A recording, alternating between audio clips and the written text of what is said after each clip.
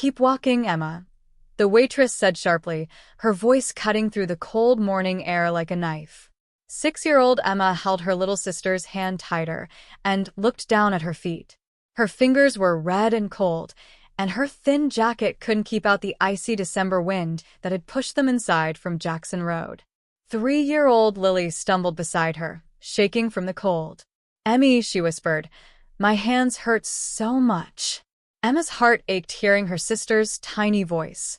"I know, sweetie. We'll sit down for just a little bit, okay?" Emma led Lily toward the booth farthest from everyone else in the Maple Diner, the one closest to the door so they could leave quickly if someone yelled at them to go. The diner smelled absolutely wonderful, like pancakes and bacon and coffee all mixed together into a warm hug that made Emma's stomach twist with hunger. She hadn't eaten anything since yesterday morning. The 2 pieces of bread she'd split with Lily were long gone, and everything around her had started to look blurry because she was so hungry. She helped her baby sister climb onto the shiny red seat. "Don't touch anything," Emma whispered to Lily. "We just need to get warm, that's all." Lily nodded, making her curly hair bounce up and down. She pressed her little palms together and breathed warm air into them. Emma rubbed her own arms, trying to stop shaking. All around them, the sounds of forks and plates filled the room. Everyone else seemed so happy, laughing and talking, living in a completely different world from theirs. At a table near the window sat a man who looked like he didn't belong in this small-town diner. His coat was dark and nice, his shoes were shiny and clean, and he moved very quietly. He looked like someone who never had to worry about anything, not about food, not about being cold, not about tomorrow. His name was Benjamin Carter, though Emma didn't know that yet. To her, he was just the man with the pancakes. He ate slowly, seeming distracted, looking somewhere far away, until he noticed a pair of eyes watching him. It was Lily. She wasn't asking for anything or smiling. She just stared, silent and completely still, at the pancakes steaming on his plate with butter melting down the sides and syrup dripping off the edge like a waterfall. Emma noticed and got scared. "Lily," she said quickly in a harsh whisper, "don't stare at people." But Lily's little tummy growled so loud that even the waitress turned around and frowned at them. Emma's cheeks burned hot with embarrassment. She slid off the booth seat. "Come on, we have to leave now." "Emmy, I'm so hungry," Lily said, her voice small and sad. Emma felt like she couldn't breathe. "I know, baby, but we can't stay here. People will get angry." She pulled her sister's hand, walking toward the door with her head down low. But before she could reach the door, a calm, kind voice stopped her. "Miss," Benjamin said softly to the waitress, "could you please bring 2 plates of pancakes with extra syrup?" Emma froze right where she was standing. The waitress blinked in surprise. "2 more plates." "Yes, please," Benjamin said, and his voice was firm but kind at the same time, "for the girls over there." Every sound in the diner seemed to stop. Emma turned around slowly. The man at the window looked right at her and gave a small smile, not the kind that wanted her to say thank you, but the kind that said everything would be all right. The waitress brought the plates over and set them carefully in front of the 2 sisters. "The gentleman said these are for you," she told them. Emma's first thought was to say no. "We can't pay for them," she whispered, feeling embarrassed. "It's already paid for," the waitress said gently. Lily's eyes went super wide. The smell was too good to ignore. She looked at her big sister, asking with her eyes if it was okay. Emma thought about it for a second, then nodded once. "Okay, but we can only eat a little bit." They sat back down in the booth. Lily giggled when the syrup dripped onto her fingers, making them sticky. Emma laughed quietly too. It felt so strange hearing laughter come from her own mouth because it had been such a long time since she'd laughed about anything. Across the diner, Benjamin pretended to read his newspaper, but he wasn't really seeing the words. The sound of their soft laughter reached him like a voice from another life, the life he'd lost 10 years ago when a person who drank too much alcohol crashed into his car and took away his wife and little boy forever. Since that terrible day, his mornings had been silent and empty, filled with nothing but sadness. Now, for the first time in so many years, something moved inside his chest, something that felt like hope. The girls ate slowly, making every single bite last as long as possible. Halfway through her pancakes, Emma set down her fork. "Are you full already?" Lily asked, confused. Emma shook her head. "No, but I'm saving some for later. We can split it tonight for dinner." Benjamin heard that, even though he didn't mean to listen. Those words hit him like a punch right in his heart. He lowered his newspaper. "Excuse me," he said to the waitress. "Could you bring one more plate?" "Same thing." "For them too?" she asked, confused. "No," he said softly. "For their mother?" Emma looked up quickly. "We don't have a—" Her voice trailed off. The whole diner went completely still and quiet. The waitress blinked, not sure what to say. Benjamin's throat felt tight. He hadn't expected that answer at all. "She's with Jesus," Emma added in a simple, matter-of-fact way. "Since the summer." For a long moment, Benjamin said absolutely nothing. The only sound was the hum of the ceiling fans spinning above them. Then he nodded, and his voice came out rough and scratchy. "Then this one's for you, sweetheart. You're the mama now." Emma blinked, completely confused by his kindness. Nobody had spoken to her like that in months, like she actually mattered, like she was important. He nodded toward the plates on the table. "Go on, eat, both of you." Lily smiled her biggest smile and picked up her fork again. Emma waited for a second, then followed her sister's lead. The pancakes were warm and sweet and soft, and eating them felt like being safe. Benjamin watched from far away, his heart aching with a strange mixture of sadness and something else. He wanted to look away, but he couldn't. There was something almost magical in the way the little girl cut her food so carefully and pushed the bigger piece toward her sister. Something pure and beautiful. When they finally finished eating every last bite, Emma folded the napkin neatly and wiped Lily's sticky mouth clean. "Say thank you," she whispered to her sister.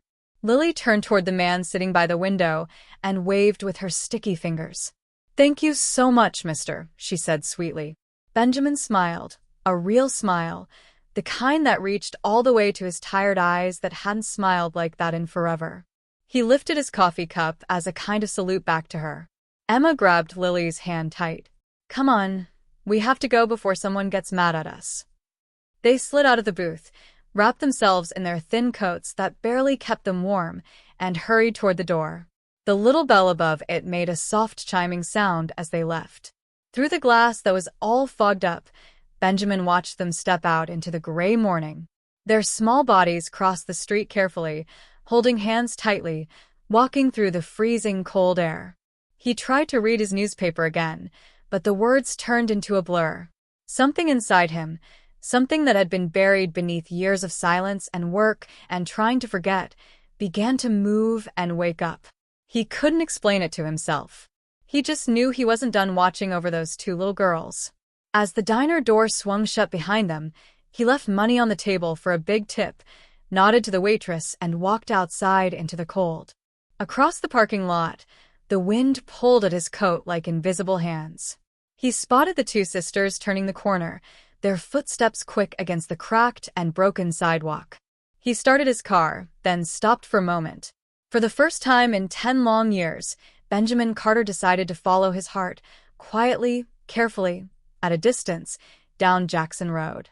The air outside was even colder than before, biting through the thin fabric of Emma's coat like sharp little teeth.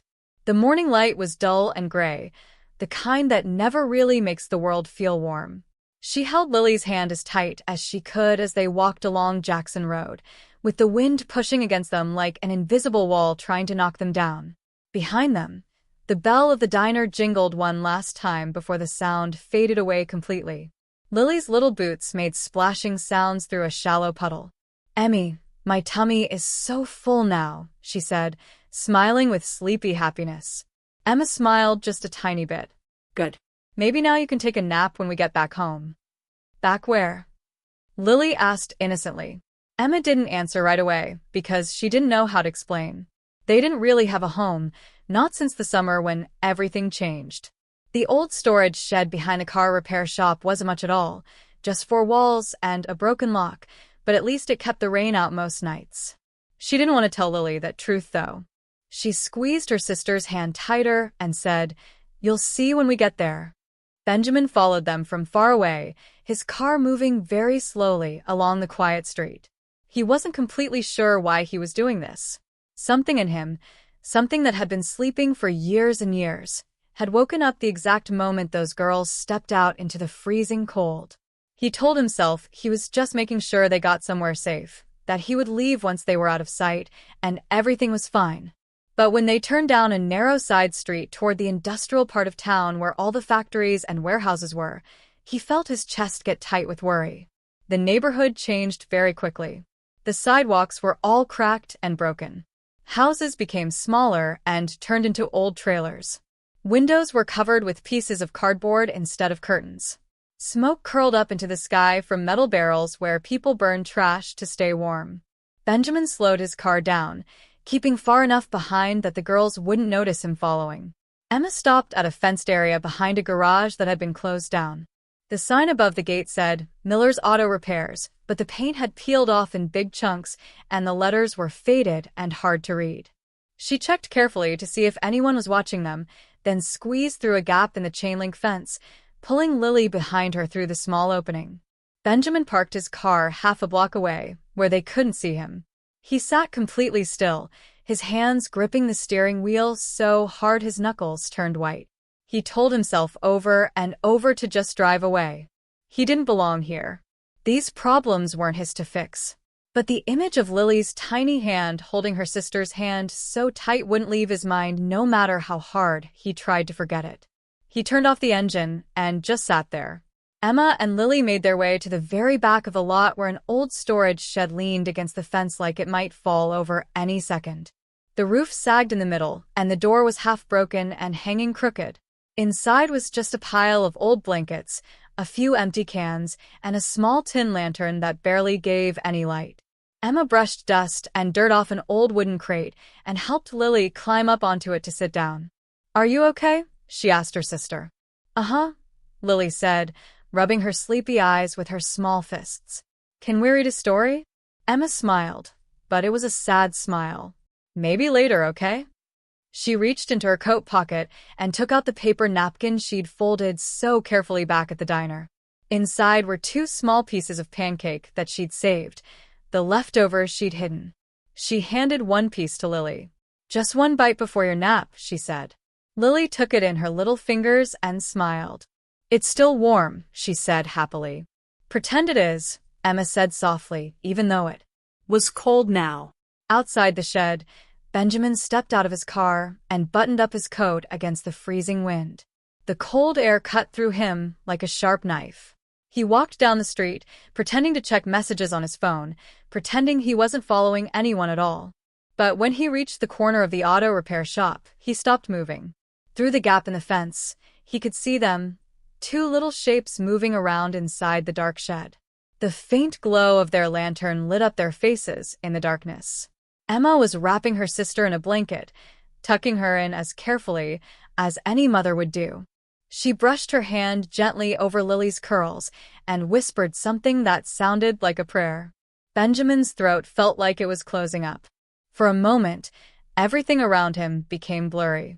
He thought about his own son, Daniel, and the way he used to fall asleep on long car rides with his head pressed against the window, making soft snoring sounds that filled the back seat. The ache in his chest felt like it might split him completely open. A voice behind him suddenly startled him and made him jump. "You lost, mister?" a rough voice asked. Benjamin spun around quickly. An older man stood near the shop door with a cigarette hanging from his lips, looking at him suspiciously. "No," Benjamin said quickly, forcing himself to smile. "Just walking around." The man squinted his eyes at him. "It's not safe to hang around here after dark gets here. Folks get nervous about strangers." "I'll keep that in mind," Benjamin said, then walked back toward his car as fast as he could without running. His heart was pounding in his chest like a drum. Once he was inside his car, he sat in complete silence, watching the shed from far away. He told himself he would just wait until the lights went out, just to make sure the girls were safe and warm, and then he would go home and forget about all of this. But as the sky got darker and darker, something else began to form in his mind, an idea he wasn't quite ready to put into words yet. Inside the shed, Lily slowly drifted off to sleep, her breathing becoming soft and steady. Emma sat beside her with her knees pulled up to her chest. She hummed a tune their mother used to sing, though she'd forgotten most of the words by now. When the wind howled outside and rattled the walls, she whispered, "It's okay, baby. I'm right here with you." Outside in the dark, Benjamin started his car engine but didn't drive away like he'd planned. He kept his headlights turned off. He sat there in the cold for nearly an hour, just watching the faint flicker of light through the boards of the shed. Eventually, he leaned his head back against the seat, closed his tired eyes, and whispered to himself, "What am I doing here?" The question didn't have any answer that made sense. The next morning came with frost covering his windshield like a sheet of ice. Benjamin woke up stiff and freezing cold, still sitting in his car parked in the exact same spot. He wiped the glass with his coat sleeve and looked toward the shed. Thin smoke curled up from a small metal can where someone was trying to keep warm. He let out a long sigh, started the engine to get the heat going, and finally drove away, but he couldn't shake the images from his mind no matter how hard he tried. Two little girls all alone in a world that had completely stopped caring about them. That afternoon, he called his assistant who worked in the city. "Find out who owns Miller's Auto Repairs in Oxford," he said into the phone, "and see if the property taxes are up to date on it." "Of course, Mr. Carter." "May I ask why you need this information?" his assistant asked. "Just do it," he said, ending the call without explaining anything. Meanwhile, back at the cold shed, Lily woke up with a terrible cough that shook her whole little body. Emma pressed her small hand against her sister's forehead to check for fever. "You're warm," she said, quietly worried. She didn't know very much about fevers or being sick, but she knew enough to be scared. She looked toward the gap in the wooden boards, saw the pale sunlight creeping in through the cracks, and whispered, "I'll find something to help you feel better, okay? You just stay here and rest." She slipped outside carefully, her boots crunching on the frozen dirt, and made her way toward the gas station down the street. She'd been there before, picking up empty bottles from the trash to return them for nickels and dimes. Maybe she could find something to trade for food or medicine to help Lily feel better. The man working behind the counter at the gas station watched her suspiciously as she wandered slowly near the shelves, looking at things. "You got any money, kid?" he asked in an unfriendly voice. Emma froze where she stood. "No, sir." "I just wanted to." "Then don't touch anything," he interrupted her rudely. She backed away quickly, her cheeks burning hot with shame and embarrassment. Outside, she sat down on the cold curb and rubbed her hands together to warm them up. Tears stung her eyes, but she blinked them back hard and fast. "You can't cry," she whispered to herself firmly. "You have to be brave for Lily." Down the road, a black car slowed down, then stopped right near her. The window rolled down smoothly. "Emma," a man's voice called gently. "It's me." Benjamin stepped out of the car, and his breath made little clouds in the freezing cold air. He held a paper bag that smelled amazing. "I thought you and your sister might be hungry again," he said kindly. Emma's eyes went wide with surprise. She took a step back, unsure. "How do you know our names?" she asked suspiciously. "You told the waitress yesterday, remember?" "She mentioned your names when I paid the bill," he explained calmly. "I'm not here to scare you, sweetheart. I just want to help you both." She looked at the bag he was holding, then back at his face, then back at the bag. "We're okay," she said, even though it wasn't true. "I know you're trying to be brave," he said softly, "but it's really cold out here. And your sister is sick, isn't she?" Her eyes showed panic for just a second. "She'll be fine. She just needs to rest." Benjamin let out a long sigh. "Let me bring you both something warm to eat and drink. Just this one time." Emma didn't say anything for a moment. The smell of coffee and food drifted from the bag toward her, eggs and toast and pancakes. Her stomach clenched and twisted with terrible hunger. Finally, she nodded slowly. "Okay, but we can't leave our place. We have to stay there." "Then take me there," Benjamin said gently, his voice full of kindness. She led him back through the fence toward the shed, walking carefully. The wind had picked up now, scattering dead leaves across the empty lot and making everything even colder. Lily was sitting up when they got there, but her face was bright red and flushed, and her eyes were only half open. Benjamin crouched down beside her carefully, placing the bag on the wooden crate. "Good morning, little one," he said in the softest voice. Lily blinked slowly and managed a weak smile. "It's the Pancake Man," she said, remembering him. Benjamin laughed quietly, and it was a kind laugh. "Yeah, I guess I am the Pancake Man." Emma handed Lily a piece of warm toast and turned to look at Benjamin with confused eyes. "Why are you being so nice to us? Nobody is ever nice to us." He paused for a long moment before answering. "Because someone was once very nice to me when I didn't deserve it, and I've never forgotten that kindness." Emma tilted her head to the side, not completely understanding what he meant, but she smiled anyway because something about him felt safe. For the first time in many, many years, Benjamin felt something inside him loosen and relax, a small and fragile feeling of hope that maybe, just maybe, kindness could still mean something real in a world that had completely forgotten how to care about people.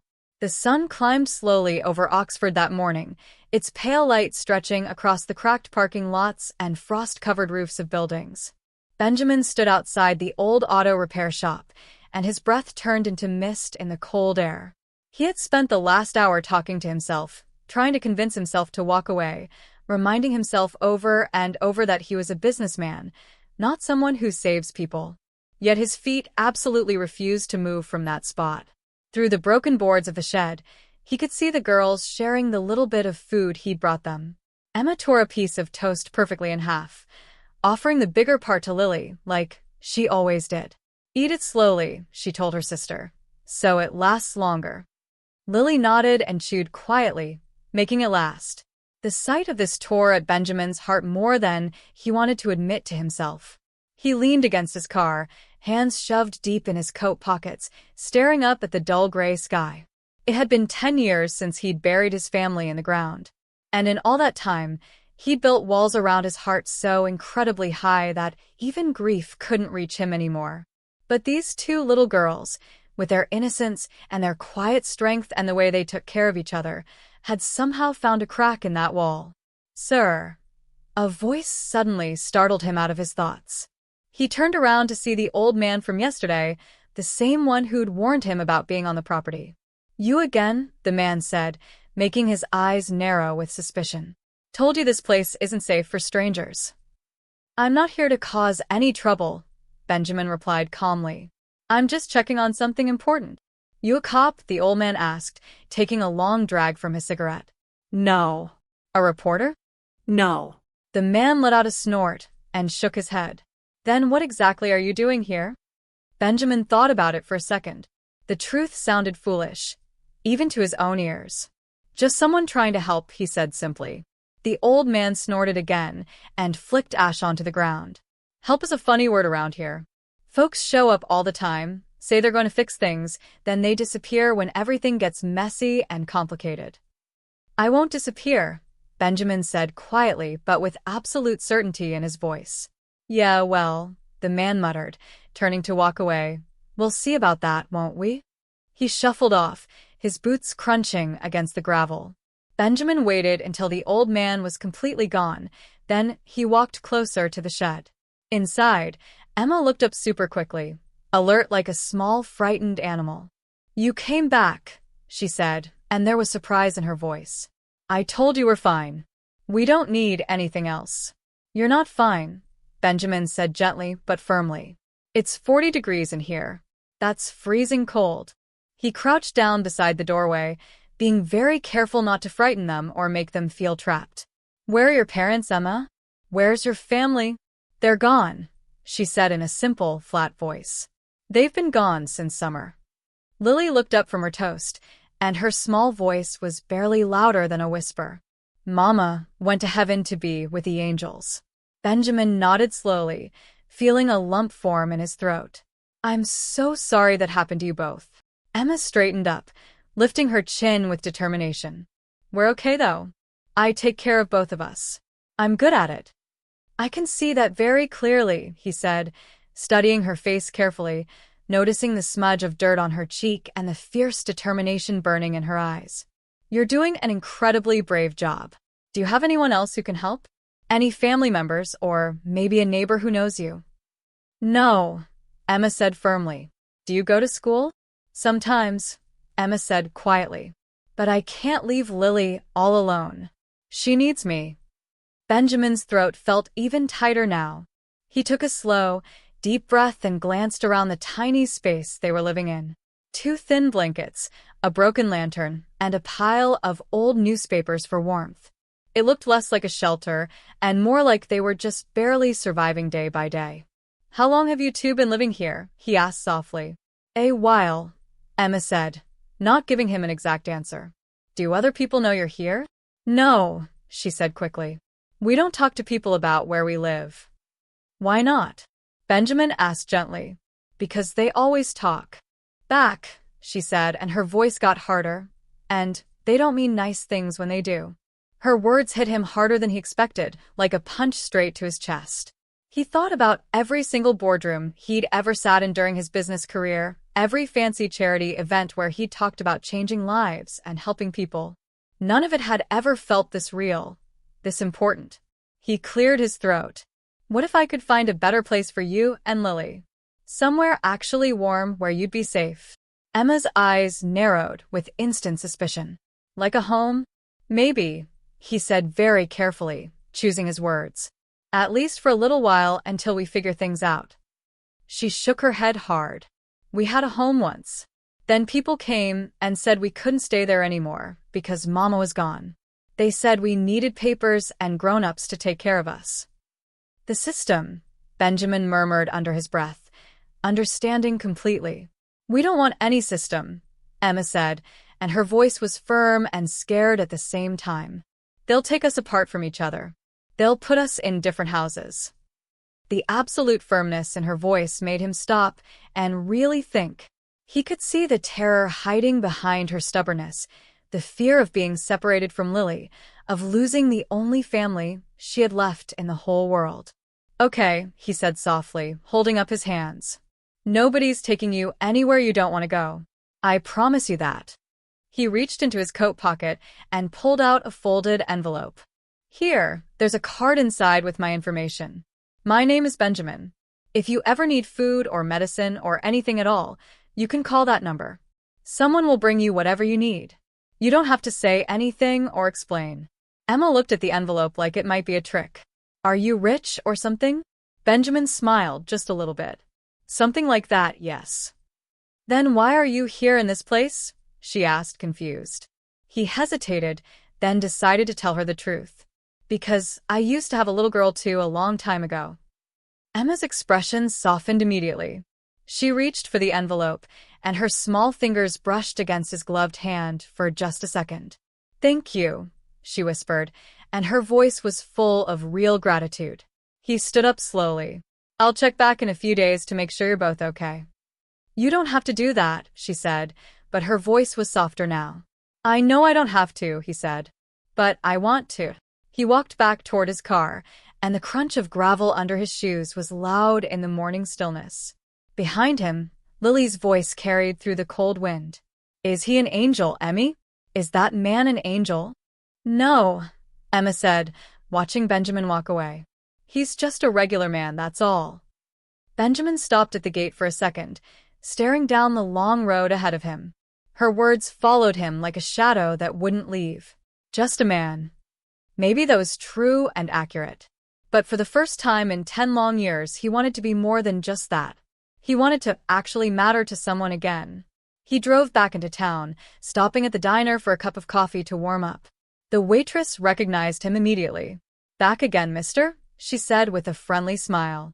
"Yeah," he said, glancing toward the booth where the girls had sat the day before. "Did you see those 2 kids come by here today?" "Nope," she said, shaking her head. "Poor little things.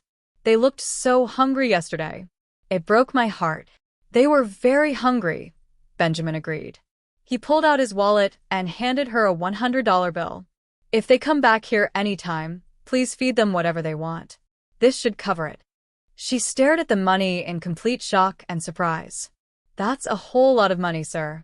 So, is being hungry, he said quietly, and then he walked out before she could say anything else. The rest of that day, he couldn't focus on anything at all. His phone kept buzzing with calls from investors and lawyers and his assistant asking about meetings and business deals, but his thoughts kept drifting back to the shed and the two little girls inside it.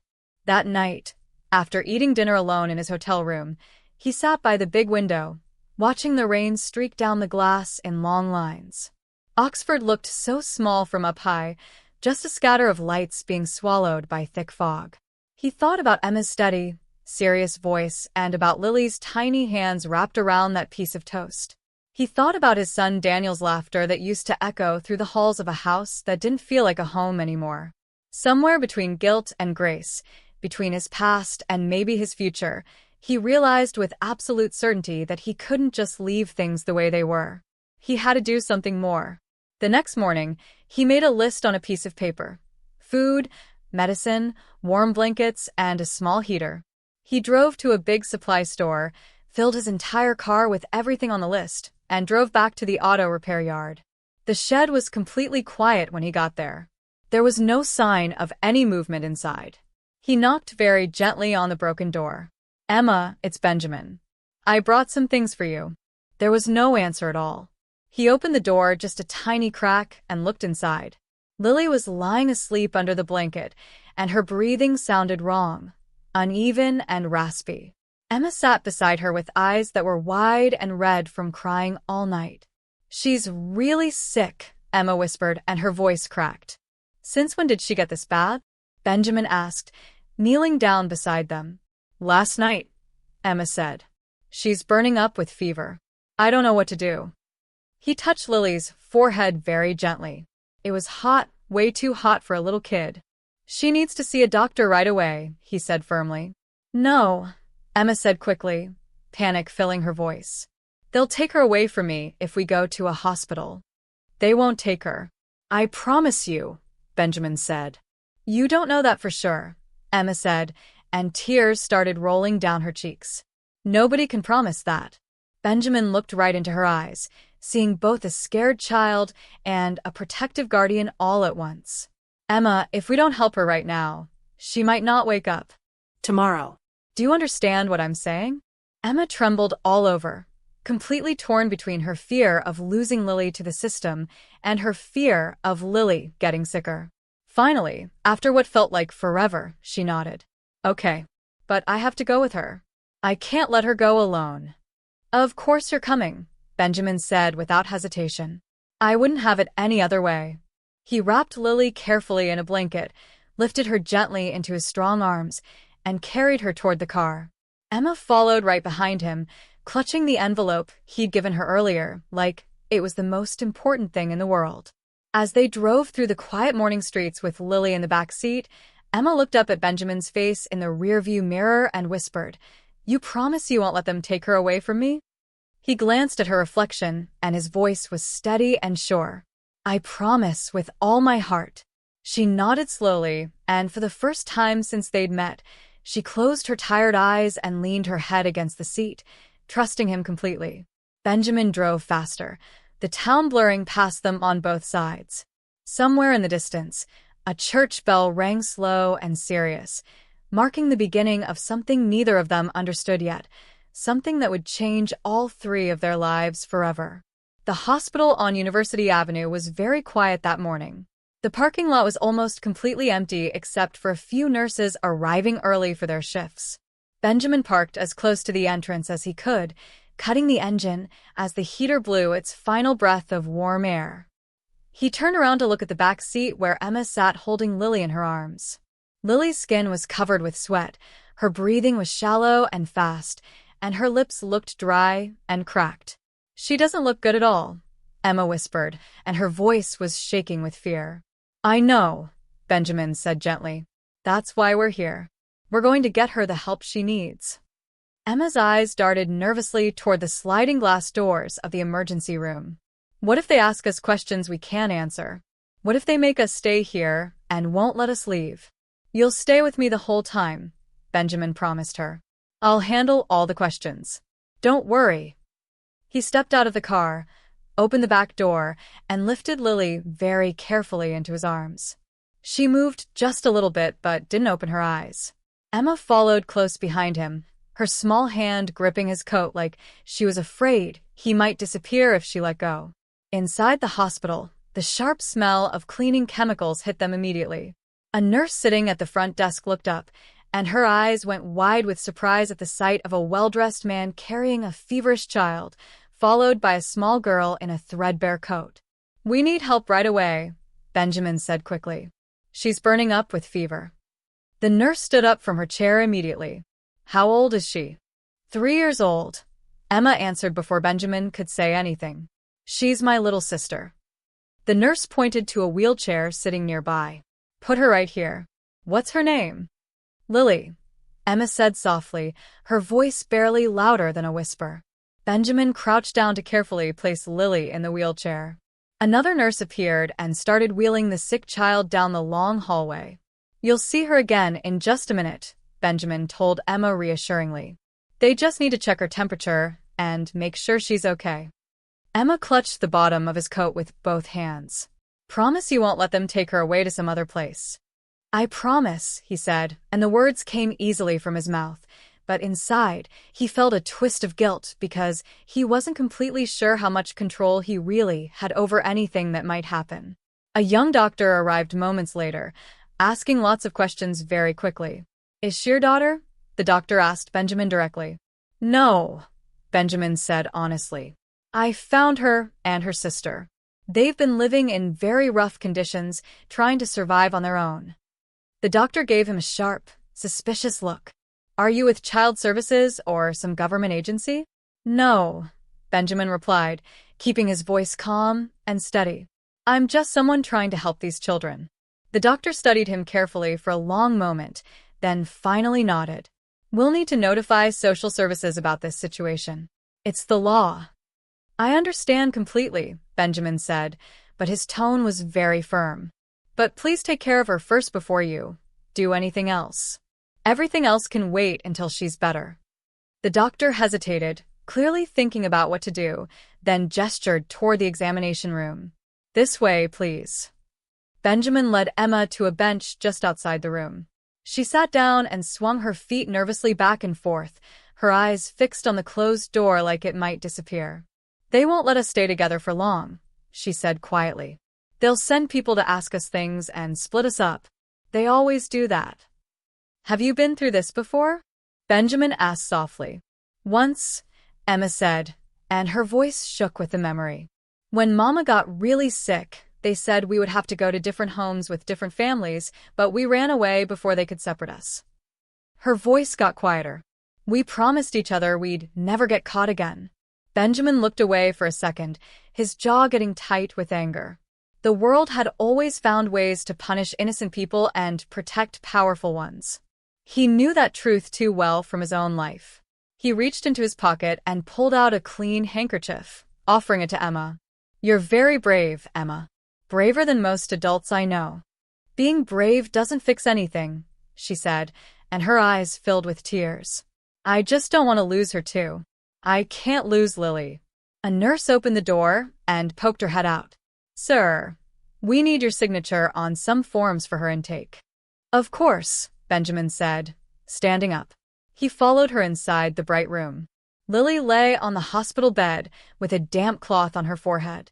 Her small chest rose and fell in an uneven rhythm that made his heart hurt. Benjamin signed the paperwork automatically without really reading it, his mind spinning with thoughts about what to do next. He could donate millions of dollars to hospitals and fund entire new wings of buildings. But at that exact moment, all his money felt completely useless against the sight of that child's fragile little body lying there sick. Emma crept quietly to the bedside and took Lily's hand in hers. "It's okay, baby," she whispered close to her sister's ear. "I'm right here with you. I'm not going anywhere." Benjamin turned to the nurse. "Will she be all right? Is she going to get better?" "We've started her on antibiotics," the nurse replied in a professional voice. "She's very dehydrated and her fever is dangerously high, but she should start responding to the medicine within a few hours if everything goes well." Can she stay here overnight to rest? Benjamin asked. Yes, she can stay, the nurse said, then added carefully, but we'll need to contact the authorities. This is a minor without any legal guardian. Benjamin let out a long, slow breath. I'll handle all of that. Just give me some time. The nurse frowned, clearly uncomfortable. You can't just handle it on your own, sir. There are laws and procedures. Please, Benjamin interrupted her, and his voice was desperate. Just give me a little time to figure this out properly. When the nurse left the room, Benjamin pulled out his phone and called his lawyer immediately. Marcus, it's me. I need a favor, and I need it done fast. What's going on? Marcus asked, sounding concerned. There are 2 children here in Oxford, Benjamin explained quickly. They have no guardians and they've been living in an abandoned shed trying to survive. One of them is very sick right now. I want temporary custody of both of them, just until we can sort everything out properly. Benjamin, Marcus said, sounding completely shocked and surprised. This isn't something you can just buy your way through with money. There are processes and evaluations. I'm not trying to buy anything, Benjamin replied, and his voice was cold and firm. I'm trying to protect 2 innocent children who have nobody else. There was a long pause on the other end of the phone. All right, Marcus finally sighed heavily. I'll start working on the paperwork immediately, but it's going to take at least a few hours to get everything processed. Then make it happen in 1 hour, Benjamin said firmly, then hung up the phone. When he stepped back into the hospital room, Emma looked up at him with frightened eyes. They're going to take her away from me, aren't they? She asked, her voice breaking. No, he said with absolute certainty. Not if I can help it. I won't let that happen. She studied his face for a long, long moment, as if trying to decide whether to believe his words. Finally, she said very quietly, Mama used to say that sometimes God sends people to help you when you're too tired to keep walking by yourself. Do you think that's true? Benjamin's throat felt so tight, he could barely speak. I think maybe your mama was absolutely right about that. Hours passed slowly, feeling like days. Lily's fever finally broke near evening time, and her breathing became steady and normal again. The nurse brought in some warm soup for Emma, who ate it slowly and carefully, her eyes never once leaving her sister's face. Benjamin stood by the window, watching the sunset burn bright gold and orange against the hospital glass, painting everything in warm colors. His lawyer called back just as the sky turned dark. It's done, Marcus said, sounding tired. You've been granted emergency guardianship pending a full review by a judge. You're officially their temporary caretaker now. Benjamin closed his eyes in complete relief. Thank you so much, Marcus. I can't tell you what this means. Benjamin, Marcus added carefully, are you absolutely sure about this? You barely know these children. I know enough, Benjamin said simply. I know everything I need to know. After he hung up, he walked back to Emma's side. You're both coming home with me when Lily is feeling better, he told her gently. Emma froze completely still. Where? Where are we going? To my house, he said. Somewhere warm with real beds and food and safety. We don't belong in a fancy house like yours, Emma said, shaking her head. Maybe not, Benjamin said softly, but you both belong somewhere safe, and that's exactly what I'm offering you. Emma's eyes filled up with tears, though she tried really hard to hide them. I don't know if I can trust you yet. I don't know if I should. That's perfectly all right, Benjamin said gently. Trust takes time to build. I'll wait as long as it takes. The next morning came with bright sunshine.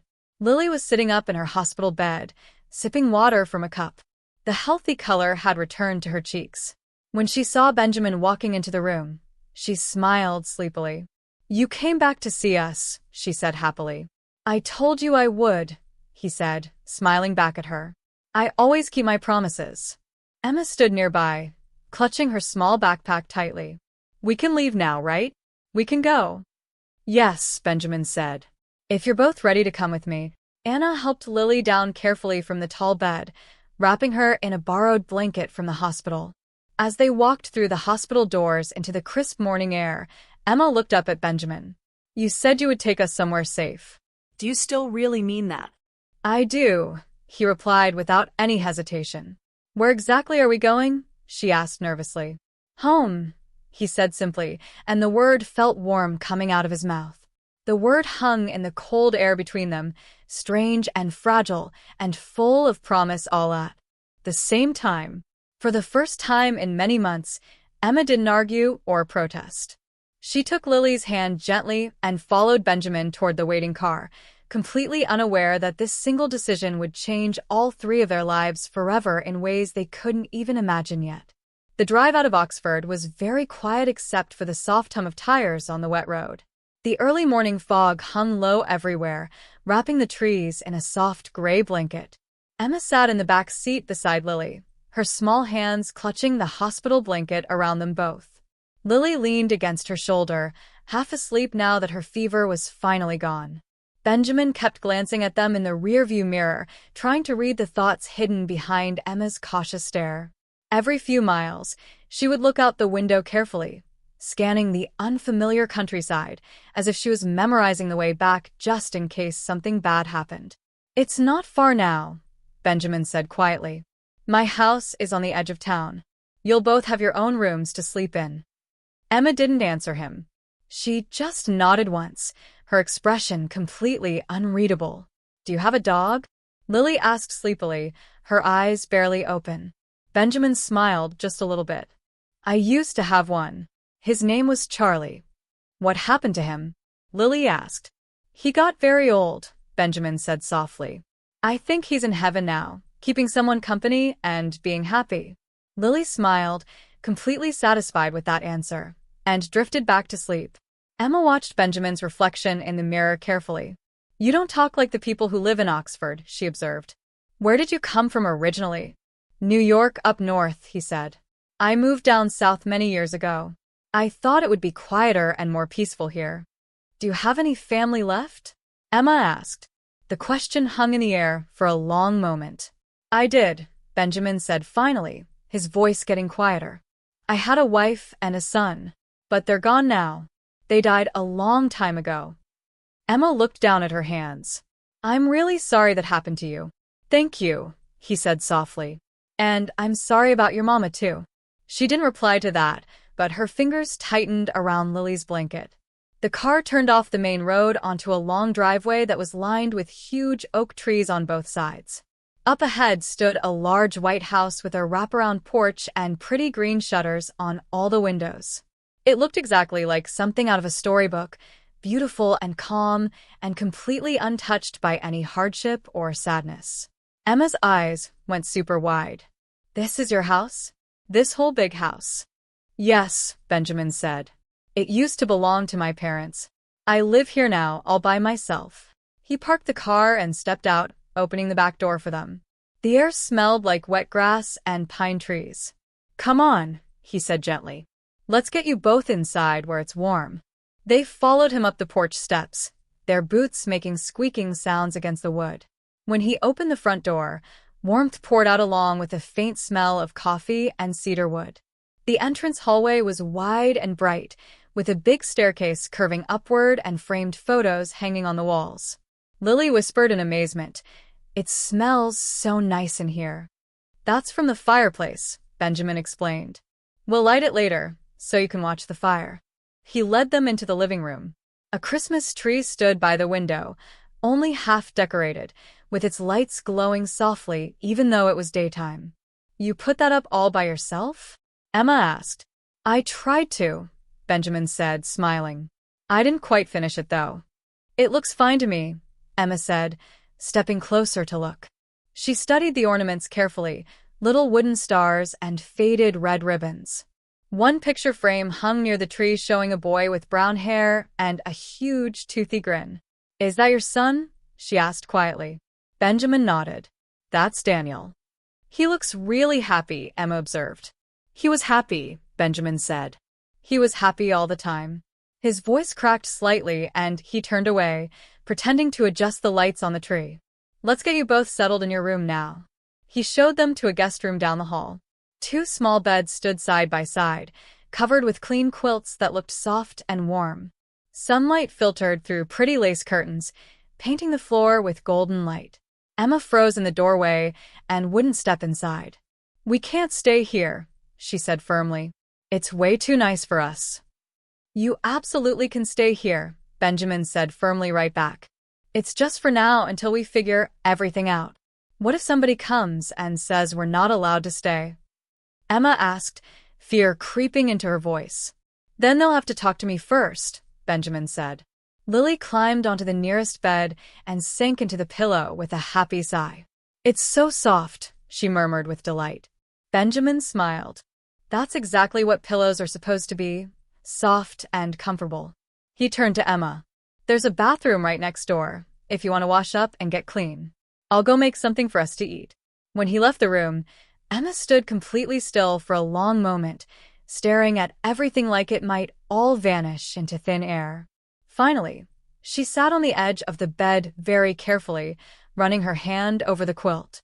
"Emmy," Lily said with her eyes half closed, "do you think he's really a nice person?" "I don't know yet," Emma said softly and honestly. "But he's not mean to us. That's a good start." Downstairs, Benjamin moved through the kitchen, trying hard to remember how to cook something simple and good. He hadn't made breakfast for anyone since his wife died years ago. He found a carton of eggs in the refrigerator, some bacon, and a box of pancake mix on the shelf. The fact that it was pancake mix again made him smile at the coincidence. The sound of the frying pan sizzling filled the whole room. It was strangely comforting, almost like having a family again.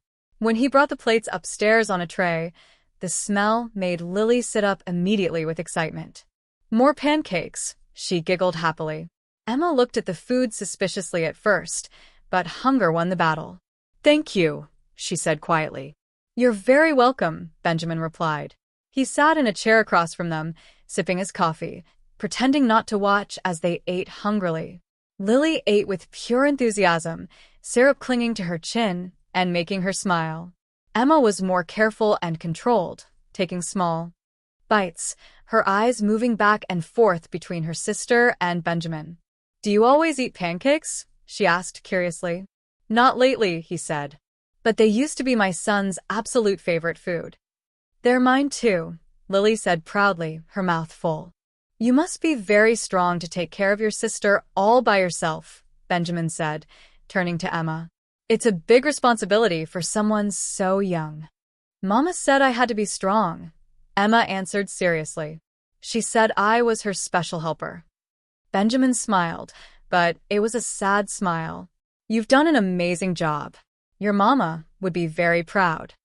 After breakfast, he let them explore the house freely, the kitchen and the porch and the small library filled with books that smelled like dust and old leather.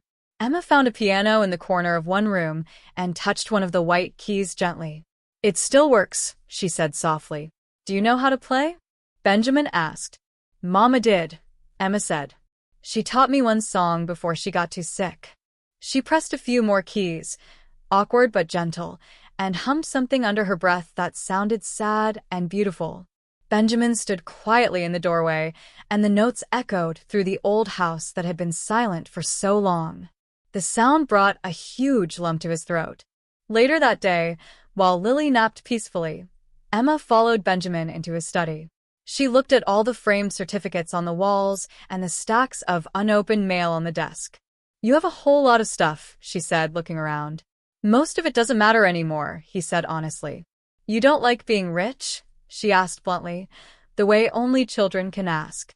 He laughed softly. "Money can buy comfort and nice things, but it can't buy peace or happiness. I used to think it could do everything." "Then why did you get so much of it?" she asked. "Because I thought that's what would make people safe," he explained. "Did it work? Did it make them safe?" "No," he said quietly. "Not when I lost the ones I loved most." Emma didn't say anything back. She just nodded, as if she understood more than any child should have to understand. When night came, Benjamin tucked an extra blanket around Lily and checked the temperature control. The house felt warmer than it had in years, not because of the heat, but because of the quiet laughter coming from the guest room where the girls were staying. As he turned out the lights downstairs, he found himself stopping by the Christmas tree. He reached for the last ornament still in the box, a glass angel that was missing one wing, and hung it carefully near the top. There, he whispered to himself. Now it's completely finished. Upstairs, Emma peeked out from the bedroom doorway, watching him standing there. For the first time since they'd met, she smiled without any hesitation at all. "Good night, Mr. Benjamin," she called softly down the stairs. He looked up, startled but happy, then smiled back at her. "Good night, Emma." When he climbed the stairs to his own room much later, a strange feeling settled over him, something he hadn't felt in an entire decade. Not peace exactly, but definitely the beginning of it. And downstairs, beneath the soft glow of the Christmas lights, the house that had stood in silence for so many years finally felt like a real home again. Morning sunlight spilled through the curtains, washing Emma's room in warm gold. Birds sang their songs from the trees outside, and their music blended with the faint creaking sounds of the old house settling. For the first time in many months, Emma woke up without cold biting at her nose or wind whistling through cracks in walls. She blinked several times, feeling disoriented and confused, then sat up straight and looked around carefully. The white walls, the clean floor, the soft quilt covering her, it all felt completely unreal, like a dream she might wake up from. Lily was still sleeping peacefully beside her, one small hand holding the edge of the blanket tight. Her breathing was light and steady and healthy. Emma touched her forehead gently to check for fever, and it was cool and normal. Relief spread through her chest like warmth spreading through her whole body. Downstairs, Benjamin was already awake, dressed in a gray sweater and comfortable jeans. The smell of fresh coffee filled the air around him. He stood at the kitchen counter, flipping pancakes again, smiling at himself because it was becoming their tradition. It had been such a long time since he'd made breakfast for anyone that he'd almost forgotten the small rhythm of it, the sound of the batter hitting the hot pan, the sizzle of melting butter. When Emma's small footsteps came down the stairs, he turned around to look. "Good morning," he said cheerfully. "Did you sleep okay last night?" She nodded slowly. "It was really soft. Too soft. I thought I might fall right through the bed into the floor." Benjamin chuckled. "You'll get used to it eventually. It's supposed to feel soft and comfortable." "Where's Lily?" he asked. "Still sleeping, I think," Emma said seriously. "She snores like a tiny kitten." Benjamin laughed out loud. "Then we'll let her rest as long as she needs. Come sit down and eat." Emma hesitated near the doorway, not moving. "We're not supposed to eat other people's food for free." "That's not right." "This isn't free," Benjamin said gently. "You're my guests here. That means you're welcome to everything." "Guests?" Emma repeated the word like she'd never heard it before. "That means you're welcome here, and this is your home for now," he explained. She blinked, completely unsure how to respond to such kindness, then sat down very slowly. "Okay then." They ate in near silence, except for the ticking clock above the stove. Outside the window, frost still clung to the grass, but sunlight was fighting its way through the cold. "What are we going to do now?" Emma asked between bites of pancake. "For right now, we rest," Benjamin said calmly. "Then we'll figure out all the other things step by step." "You mean like what happens next? Like where we go?" "Exactly like that." "And what happens if someone comes to take us away?" Emma asked, her voice getting smaller. Benjamin looked right at her, his expression completely serious. "Then they'll have to go through me first. I won't let them." Emma studied his face carefully, trying to decide if he really meant what he was saying.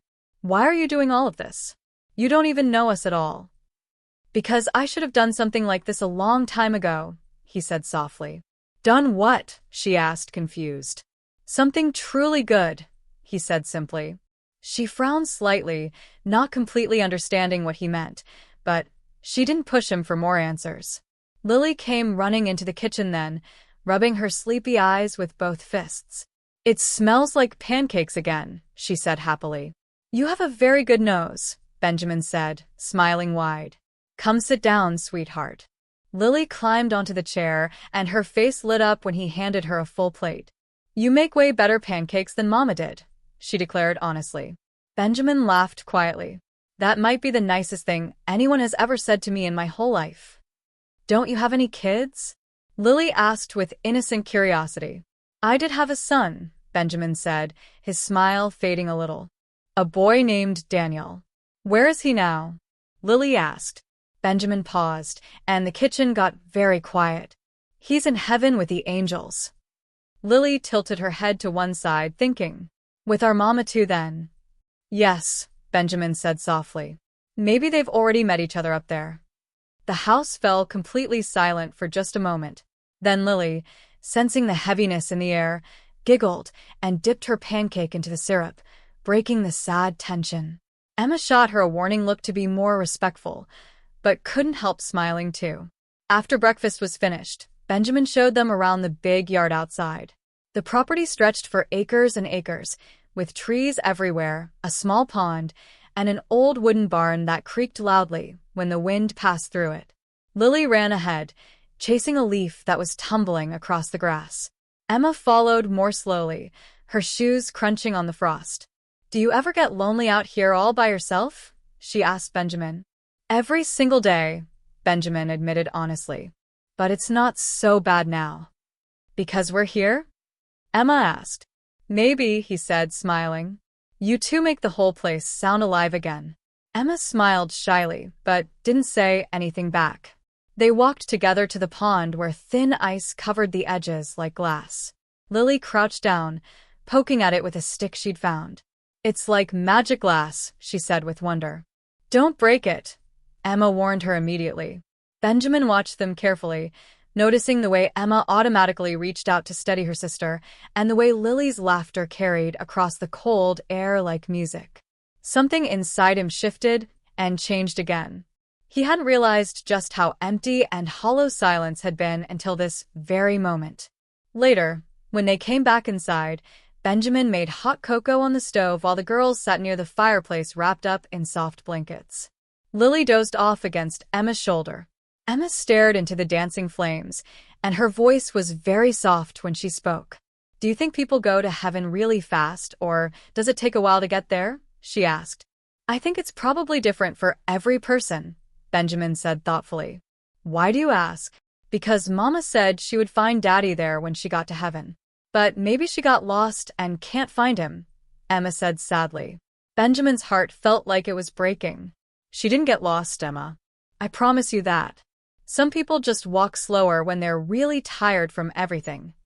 Emma nodded, her eyes glistening in the firelight. You talk like a preacher sometimes.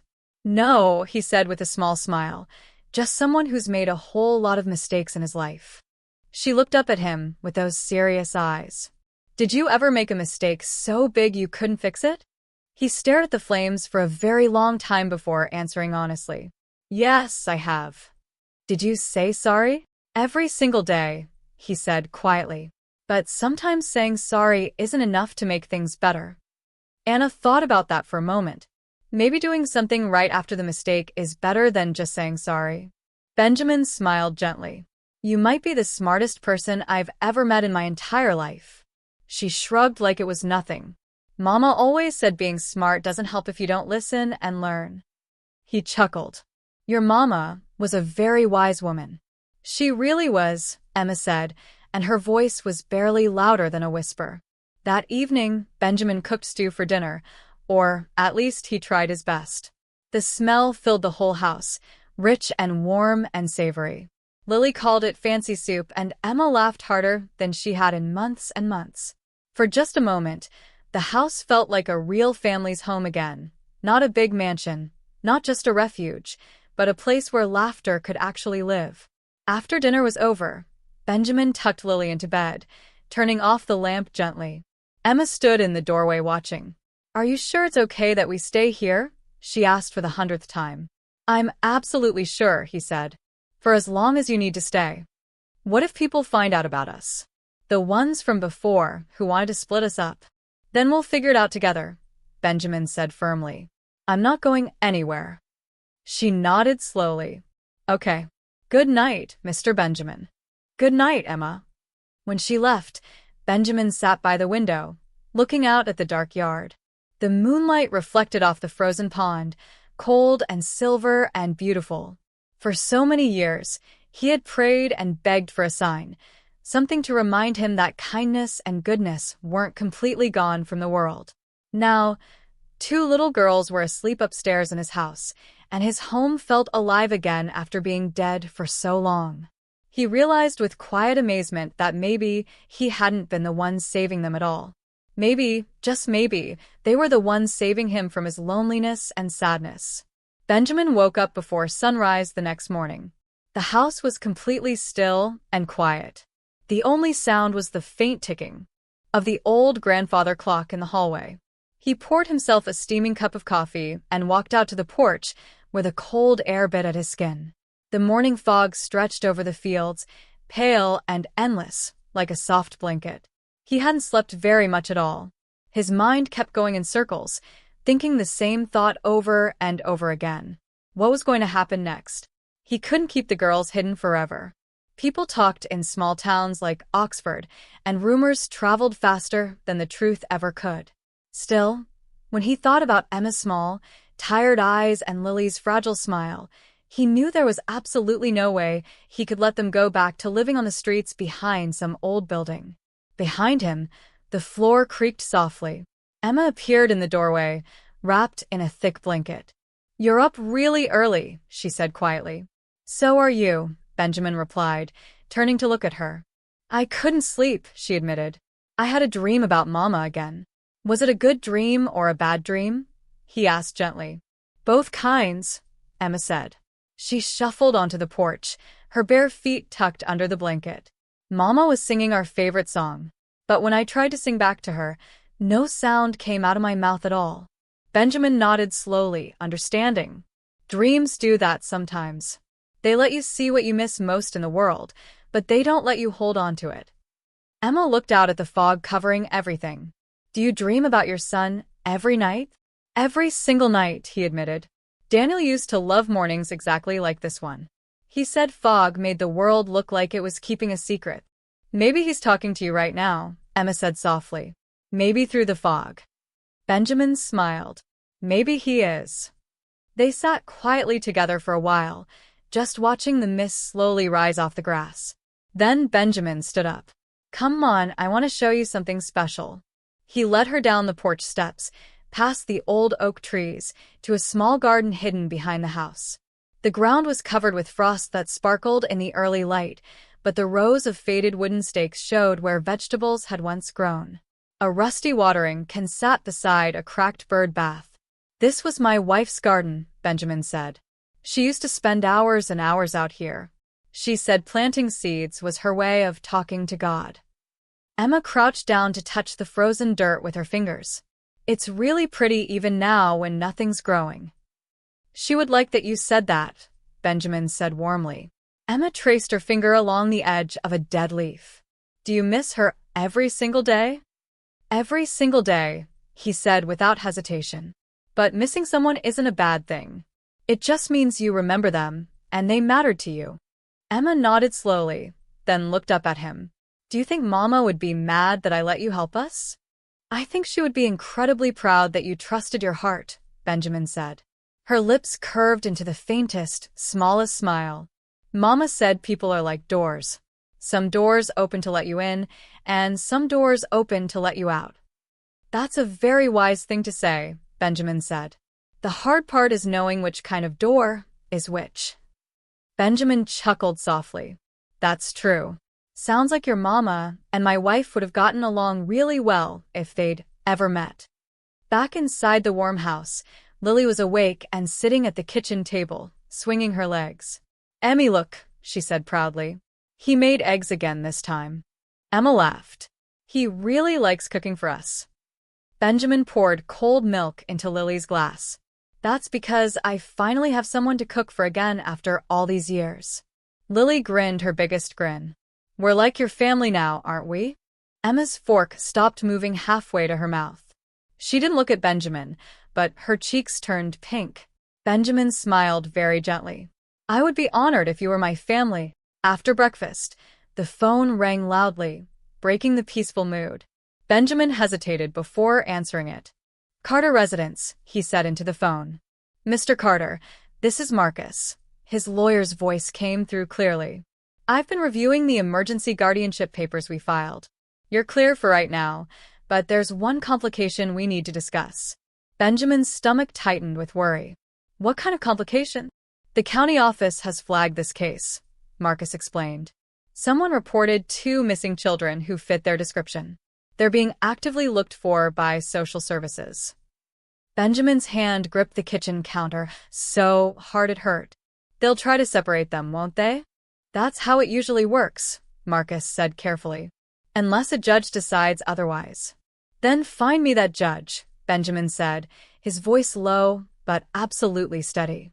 I will not let them go back into the system. I won't let them be separated. I'll do my very best, Marcus promised, but we're going to need proof of stability. Living arrangements, school plans, medical records, everything. Can you handle all of that? Yes, Benjamin said without hesitation. I'll make it all work somehow. He hung up the phone and turned around to see Emma standing in the doorway, her eyes wide with fear. Someone's coming for us, aren't they? She asked quietly. He took a moment before answering. Maybe, but not right this second. We have some time. Emma walked closer, her voice trembling. They're going to take us away, Mr. Benjamin. They always do. That's what always happens. He crouched down to meet her gaze directly. Not if I can help it. I promised you safety, and I meant every single word. But you can't promise everything, she said, tears forming. No, he admitted softly. But I can stand between you and whatever's coming. I can fight for you. She stared at him for a very long time, then nodded slowly, wiping her eyes with the back of her hand. Mama used to say that sometimes God sends storms to see who'll stand in the rain with you. Then I guess I'm standing with you both, Benjamin said firmly. The rest of that day passed quietly and peacefully. Lily played with old wooden puzzle pieces she found in a drawer, while Emma helped Benjamin clean the fireplace.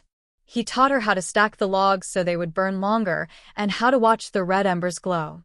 You do everything really carefully, Emma observed, watching him arrange the wood. It's just a habit I learned, Benjamin explained. When you break too many things in life, you start learning how to keep things together properly. She tilted her head, thinking about his words. Did you break a lot of stuff? Not stuff, he said after a moment. People. And mostly myself. Emma didn't ask any more questions about that. She simply nodded with that kind of understanding that didn't need any words to explain it. A soft knock sounded at the front door, interrupting their quiet moment. It was Ben, the friendly man who owned the grocery store, holding a paper bag. Brought some leftovers from the bakery, he said, smiling kindly. I heard the good news. The whole town is proud of you, Benjamin. Benjamin thanked him warmly, surprised by how much that simple phrase meant to him. The town's proud of you. For such a long time, he'd lived as if the world had no place left for him in it. Now it felt like he was actually part of something real again. When Ben left, Benjamin joined Emma on the rug in front of the fireplace. You know, he said thoughtfully, I used to think kindness was a small, unimportant thing. But it's not small at all. It's actually the biggest thing we have in this world.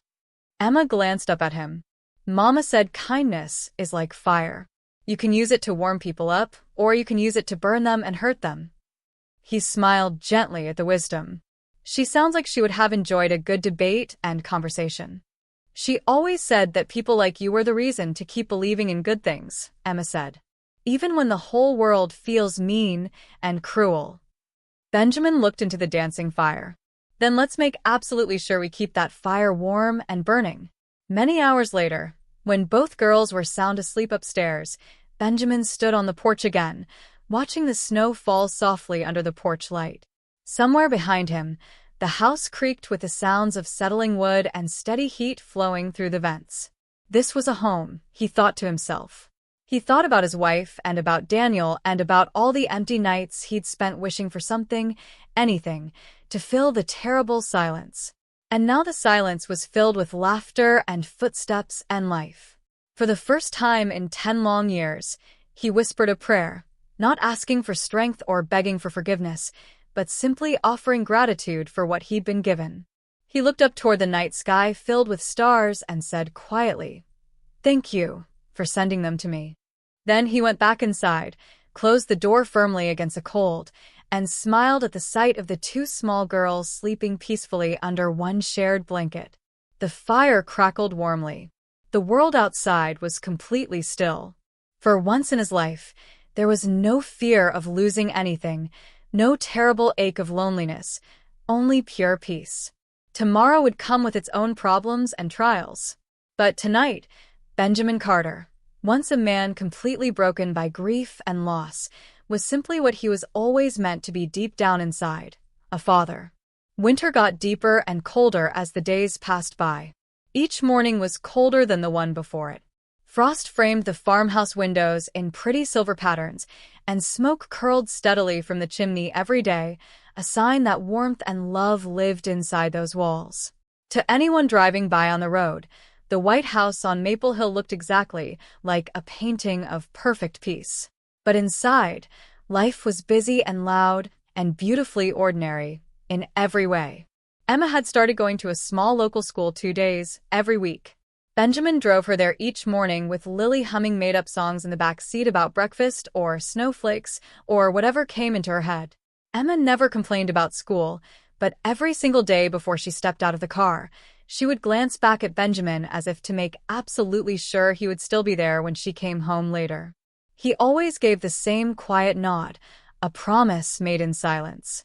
On this particular morning, Emma climbed into the truck, hugging her notebook tightly. "We're learning about families today in class," she told him. Benjamin smiled. "You'll have plenty to say about that topic then."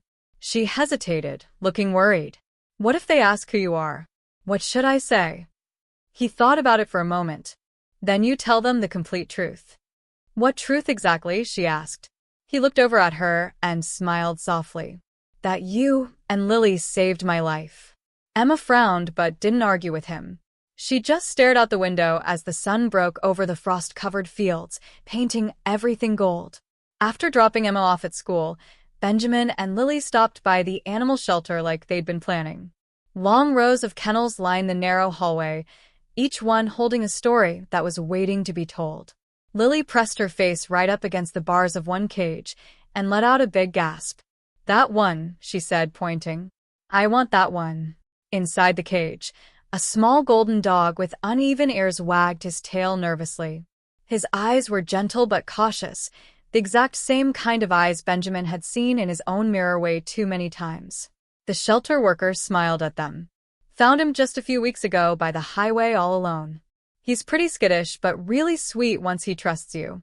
His name is Buddy." Lily tilted her head, studying the dog. "He looks like he needs us." Benjamin chuckled. "I think Buddy is a perfect name for him."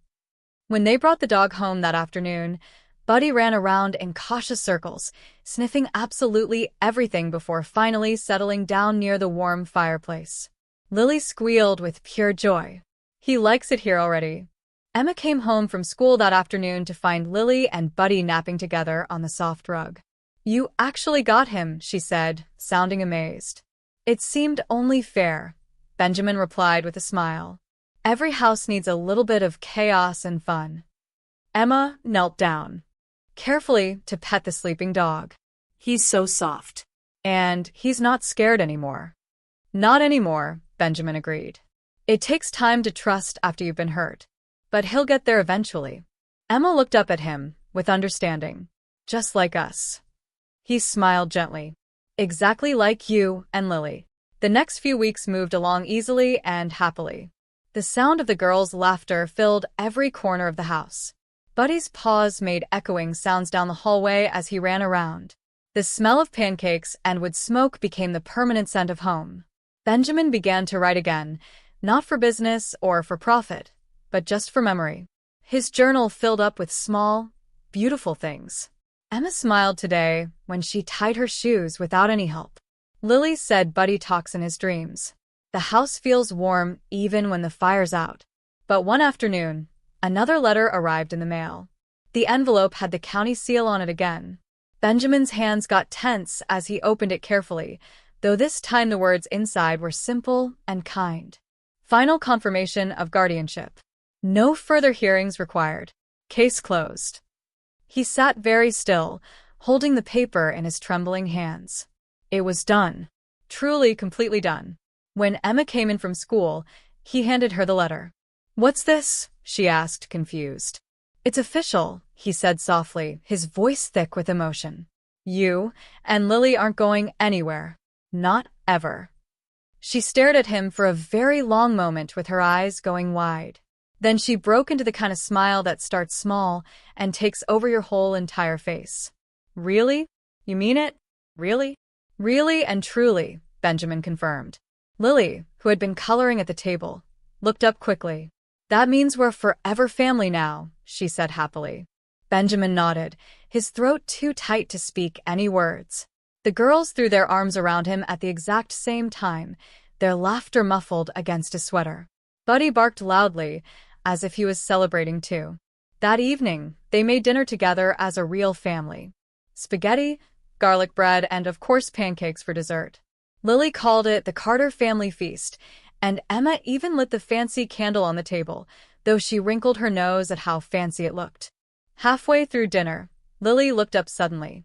"Mr. Benjamin," she said seriously, "what were you before you are, Dad?"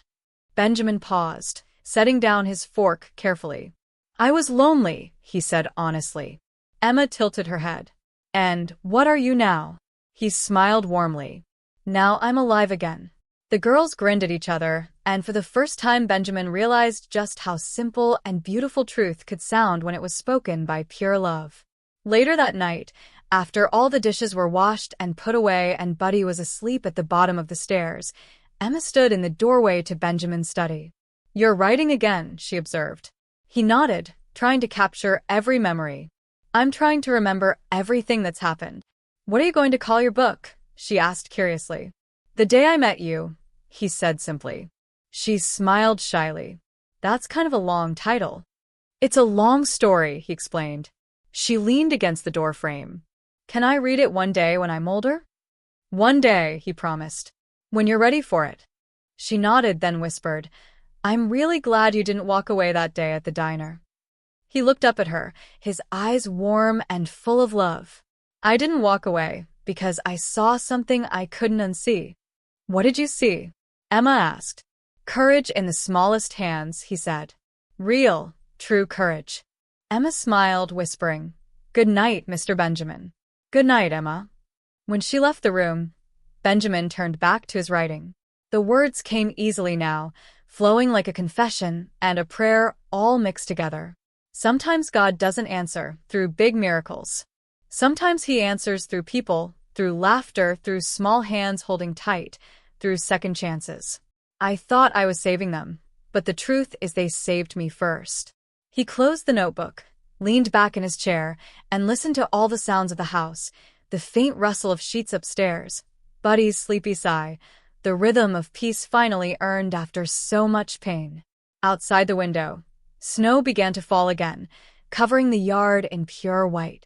Inside, love that was quiet and imperfect and completely real glowed steady and bright against the dark night. Spring came slowly to Oxford that year.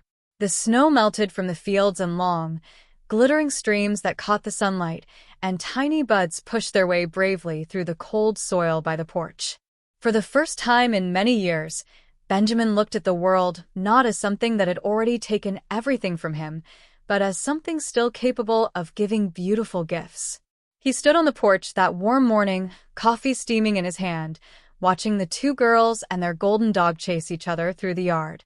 The laughter carried across the open field, bright and unrestrained and full of life.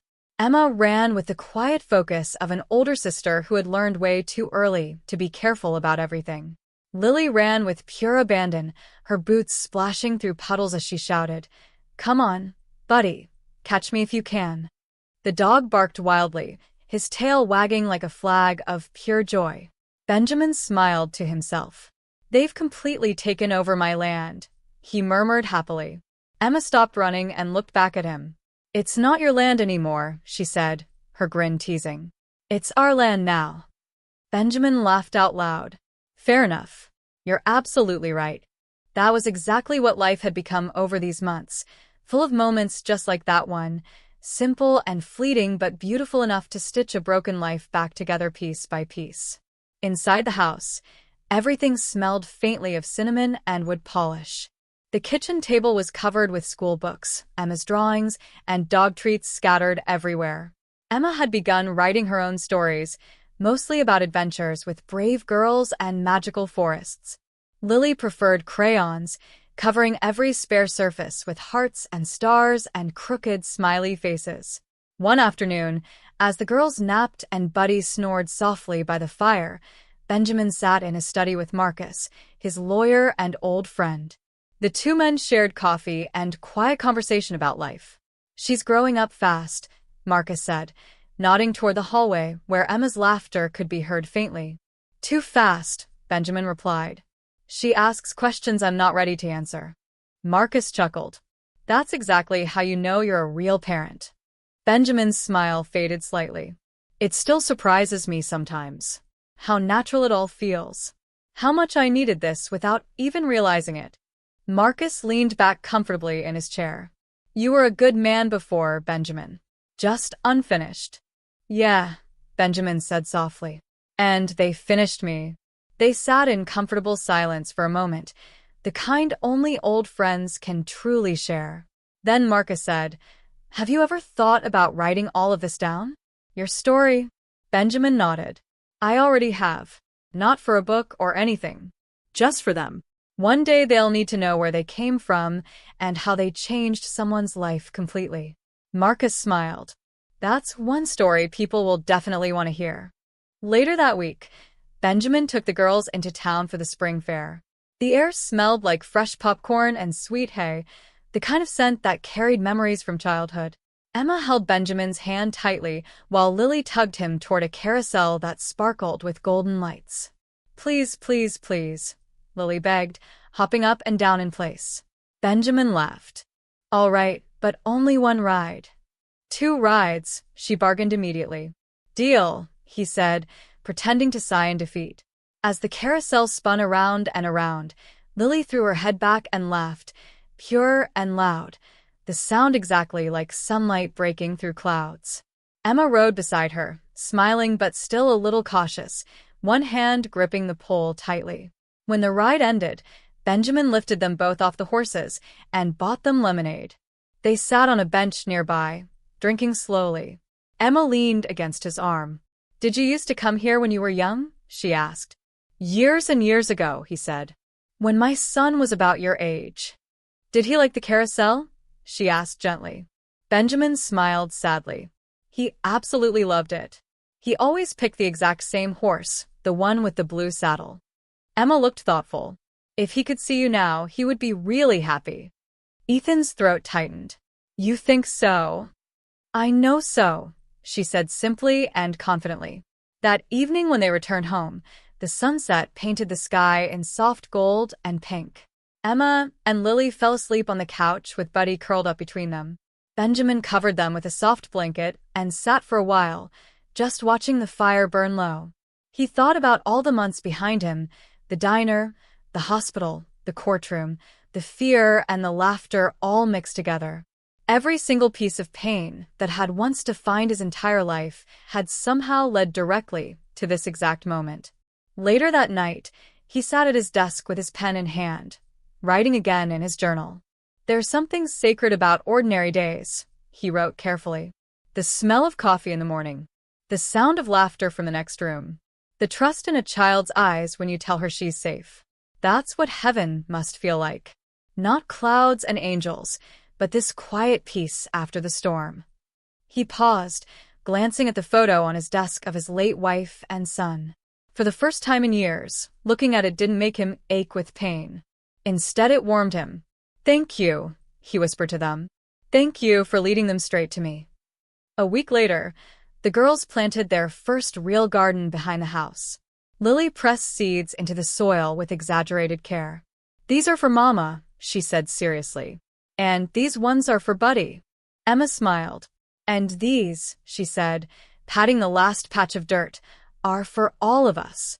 Benjamin stood behind them with his hands in his pockets, watching as they worked. The afternoon sun glowed on their hair, on Buddy's golden fur, on the soft green shoots just beginning to push through the soil. He realized something incredibly profound in that moment, the same truth that had been waiting for him all along. He hadn't rescued them at all. They had rescued him from loneliness, from guilt, from the quiet ache of living without any purpose. They had taught him that second chances didn't come in grand gestures or big moments, but in small, stubborn acts of love, in showing up every day, in staying, in believing again. When the last seed was planted in the ground, Emma looked up at him. "We'll have flowers soon," she said. Benjamin smiled warmly. "The kind that don't die easy," he said, remembering her words. She nodded. "The kind that last forever." And as the sun dipped low and the three of them stood there, one man and two children, he knew she wasn't just talking about flowers. She was talking about them, about their family, about the love they'd built together. Summer rolled in quietly that year, warm and golden, settling over Oxford like a long, contented sigh. The fields turned green again. The air filled with the hum of bees and the faint scent of wild flowers growing everywhere. Life in the white farmhouse on Maple Hill had found its perfect rhythm, gentle and steady and full of the kind of peace Benjamin Brooks once believed he would never, ever feel again. Every morning began the exact same wonderful way. The sound of Buddy scratching at the back door. Lily giggling in her sleep. Emma shuffling downstairs with that sleepy determination only a big sister could have. Benjamin would already be in the kitchen, coffee steaming beside a frying pan, the smell of pancakes drifting through the entire house. "Mr. Benjamin," Lily said one morning, rubbing her eyes, "you make the best pancakes in the whole entire world." He smiled. "That's because they're made with secret ingredients." Emma raised an eyebrow suspiciously. "What kind of secrets?" "The kind that stay secret," he said, tapping her nose gently with a spatula. Lily laughed so hard she nearly fell right off her chair, and Emma rolled her eyes but smiled anyway. That was how mornings went now. Laughter and warmth and a kind of lightness that had absolutely nothing to do with the sunshine. That summer, the garden they'd planted in spring bloomed wildly and beautifully. Rows of bright marigolds, white daisies, and purple lavender spread behind the house, swaying gently in the soft wind. Emma took care of it like it was a living promise. Lily sang to the flowers, claiming it made them grow faster and happier. One evening, as the sun set behind the hills and turned everything gold and soft, Benjamin stood by the fence watching the girls chase Buddy through the tall grass. The sound of their laughter rose and fell with the wind like music. And for a long moment, he just watched, his heart quiet and full. Later, as the stars began to appear in the darkening sky, they gathered on the porch with glasses of cold lemonade. Fireflies blinked in the air all around them like tiny lanterns of light floating. Lily rested her head against Benjamin's shoulder, half asleep already. Emma leaned forward, staring up at the sky full of stars. "Mr. Benjamin," she said softly, "how do you know when something is forever?" He thought about that question for a long moment. "I don't think forever is about time," he said finally. "It's about what doesn't fade away, what stays even when everything else changes." Emma frowned slightly, thinking hard. "Like memories?" "Like love," he said. "Real love doesn't end. It just keeps changing shape." She nodded slowly, processing it. "Then I think we're forever." He smiled, his throat getting tight with emotion. "Yeah, sweetheart. We definitely are." The next morning, they went into town for the summer fair. The streets were lined with food stalls and live music. People waved when they saw them, the little family from Maple Hill. The man who'd once been a lonely recluse but now laughed easily among neighbors. Ben, the grocery store owner, waved from behind a lemonade stand. "Benjamin, those girls look taller every time I see them." "They eat too much," Benjamin said, laughing. Lily giggled. "We eat just the right amount." They rode the carousel again, just like before. Lily on the same golden horse she'd loved last year. Emma sitting beside her this time without any hesitation at all. When the music stopped and the ride ended, Lily grabbed Benjamin's hand and said, Your turn now. Benjamin laughed, shaking his head. I think I'll just watch this time. No, Emma said with that little spark in her eyes. You said families do things together, remember? He couldn't argue with that logic. So he climbed onto the carousel, a grown man on a painted horse, and for the first time in years he felt young again. When the ride began with wind rushing through his hair, he caught sight of their reflections in the mirrors. Two laughing girls and a grinning man. A family stitched together by grace. That evening, they returned home tired and happy. Emma helped Benjamin water the garden while Lily chased fireflies with a glass jar. The sunset painted everything in gold and rose, and the air smelled faintly of earth and new life. When the sky deepened into twilight, Emma sat on the porch beside Benjamin. Do you ever miss her? She asked quietly. He knew exactly who she meant. Every single day, he said. But missing her doesn't hurt the same way anymore. It just reminds me I was lucky once, and now I'm lucky again. Emma nodded. Mama used to say that when people we love go away, they send someone else to look after us. He turned toward her. Then your mama must have sent you to me. She smiled shyly. Maybe she sent you to us. He laughed softly. Maybe she sent both of us to fix each other. The porch light flickered as the wind rustled through the trees. In the distance, the pond shimmered beneath the rising moon. Lily came running up the steps, breathless and glowing. Look, I caught one, she said proudly. She held up the jar with a single firefly blinking inside like a tiny star. Benjamin bent down beside her. That's absolutely beautiful, he said. Can we keep it? She asked eagerly. Anna shook her head. It won't shine if you keep it trapped too long. Lily frowned, then looked at the glowing jar again. Slowly, carefully, she lifted the lid. The little light flickered once more, then drifted up into the night sky. Benjamin watched the girls as they leaned against each other, heads tilted toward the sky full of stars. You see that, he said softly. That's what love is. You don't keep it trapped. You let it shine free. Later, after they'd gone to bed, Benjamin stepped out onto the porch one last time. The air was still and peaceful. The fields were quiet. Above him, 1,000 stars blinked over the land he'd once thought would be his grave. He thought of that first morning at the diner, the hunger in their eyes, the look in a little girl's face that had changed absolutely everything. And then he thought of now, laughter echoing in the hallways, the warmth of small hands in his, the sound of peace where grief used to live. He closed his eyes and whispered, "Thank you." Inside, Emma stirred in her sleep, whispering something he couldn't hear. Maybe it was a dream. Maybe it was a prayer. Either way, Benjamin smiled because he knew beyond any doubt that their story, the quiet story of a man and two little girls and a second chance, would keep shining long after the lights went out. Forever wasn't somewhere ahead in the future. It was right here, right now, in the laughter, in the love, in the home they had built together. The story reminds us that kindness has the power to completely rewrite lives. It shows that family isn't defined by blood or paperwork, but by love and patience and the courage to stay when it would be easier to walk away. Through Benjamin, Emma, and Lily, we learned that healing often comes quietly through small acts of compassion, shared laughter, and second chances. Sometimes the greatest miracles aren't dramatic or divine. They are simply people choosing to care for one another even when the world has forgotten how.